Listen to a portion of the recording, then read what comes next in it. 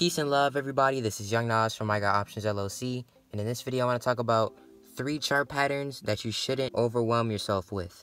Alright, so when it comes to trying to do research on your technical analysis skills, you're going to come across these 3 chart patterns. Alright, now what you see in front of you isn't the 3. Alright, ironically, this is just one category. This is one of them. What you see in front of you is those triangle patterns. These are just the different types of triangles that you can see, right? Descending triangle, ascending triangle, and a symmetrical triangle, all right? Now, the 2 other patterns I'm going to be referring to are the pennant patterns, right? The bullish pennant, bearish pennant, and the wedge patterns, right? Rising wedge and falling wedge, all right? Now, when you do research, when you start doing research on all 3 of these different patterns, you're going to come across an issue.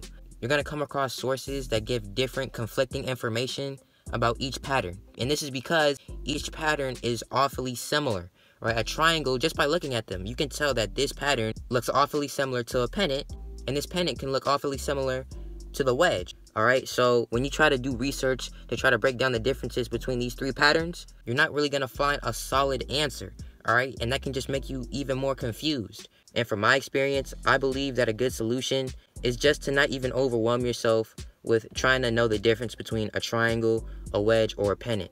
Because ultimately, all triangle patterns are, and all wedge patterns and all pennant patterns are, they're just consolidation patterns.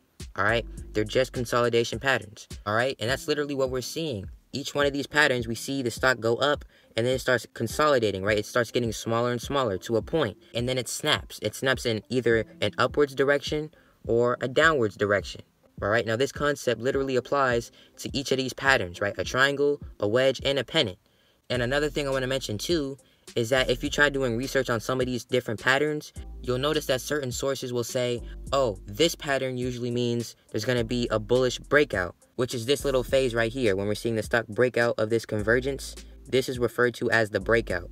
All right, so you might hear different sources say, oh, a pennant always has or usually has a bearish breakout right to the downside.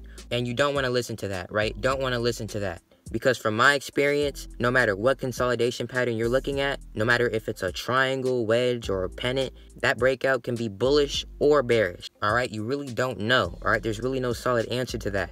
And the reason I felt inspired to make this video is because this is a problem that I had trouble even solving when I was first starting out my trading journey.